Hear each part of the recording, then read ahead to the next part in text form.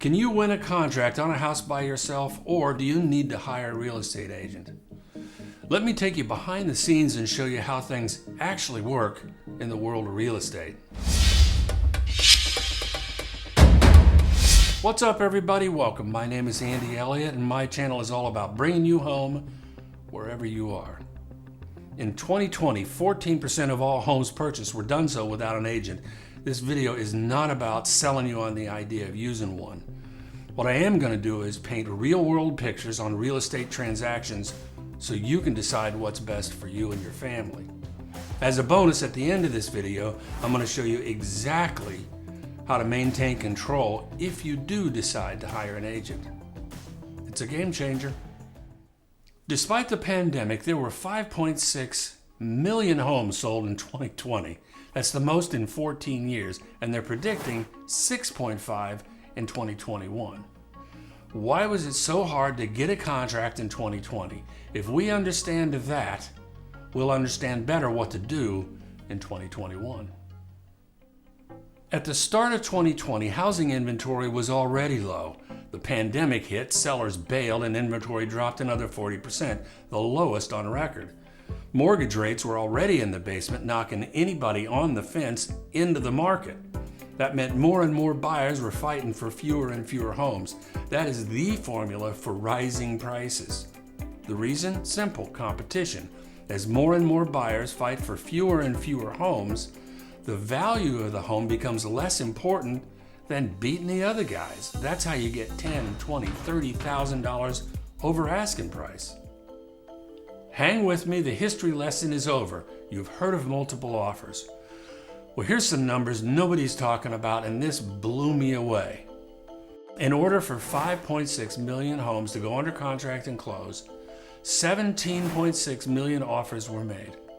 That means that 12 million families made offers that went nowhere. One winner, two losers. 12 million frustrated buyers, and if you're still watching this, chances are pretty good you're one of them, and you might have gone through it more than once.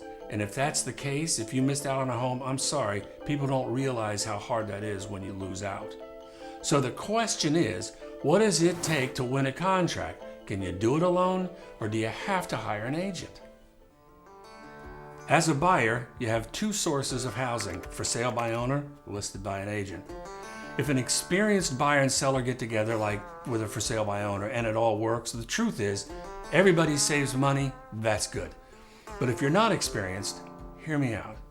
When an inexperienced buyer and seller get together, it can be risky.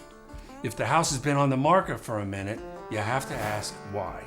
If you're not certain about home values or contracts or hidden problems, you can end up with an overpriced home with expensive repairs. Now, am I saying don't do it, don't go alone? I'm not saying that. I am saying be careful and get advice if you need it. The bottom line is, if a house has been on the market for a while, there's a reason. Find out what that reason is. There's some contracts you don't want to win. The second option is going straight to the listing agent. Now, hear me out. I'm not saying don't do this, but I want you to know exactly what's going on when you do. The number one job for a listing agent is to work in the best interest of the seller, whether they want to sell fast or the most money or both. It's the listing agent's job to make that happen. In the case of a multiple offer situation, it's a listing agent's job to help the seller decide on the best offer with the best chance of closing. This is what multiple offers looks like from the inside.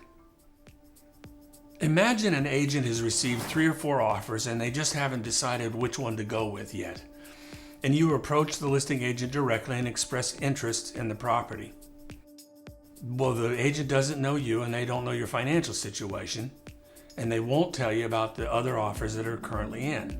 They will tell the seller about your interest, but then they'll tell the sellers about the other buyers. Are there lender letters in place? What's their motivation? Maybe they've written a personal letter to the seller. That happens pretty frequently.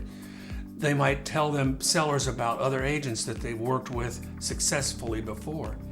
This isn't about favoritism or cronyism or any of that. It's about reasonable assurance at closing the sale.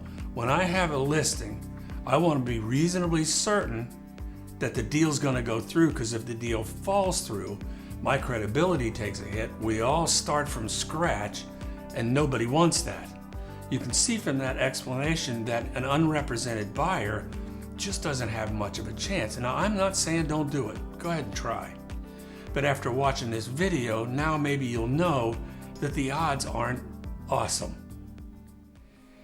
Now, if you choose to hire an agent, it's the agent's responsibility to get you ready to buy a house. Get that lender letter in place. Reduce the need for contingencies. I'll make another video on that sometime. To make sure you're looking in the right place at the right price for homes. To make sure you fully understand the financial impact of buying a house and have you ready for that. In short, the agent will do all the background work to make sure that you're ready, willing, and able to buy. The goal is to make it easy for the seller to say yes to you. Now let's go back to the multiple offer situation. The agent submits your offer, your lender letter's in place, you don't have a lot of contingencies. You're one of those 3 offers. The agent might even know the agent they submitted it to. Do you think you have a better chance of winning that contract? Absolutely. Again, I'll say it again, I'm not trying to convince you of anything, but now you know what's going on behind the scenes, and with this new information, you might be able to make a better decision. I promise to teach you how to navigate an exclusive buyer representation agreement. Here it is.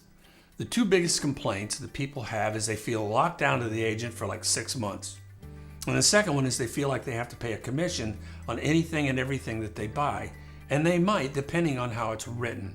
If you decide you want to work with an agent, you fashion that contract in your favor. And here's how. When it comes to time limit, just put in 1 week or 2 weeks or 10 days, whatever you're happy with. Limit the time that the contract is active.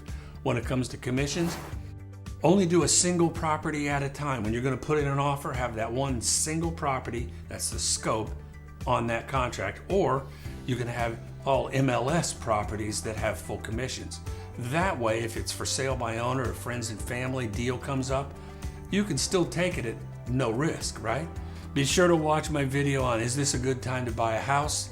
Thanks for taking the time to watch this video. If you liked it, subscribe to my channel, hit the bell so you don't miss anything. Talk to you soon.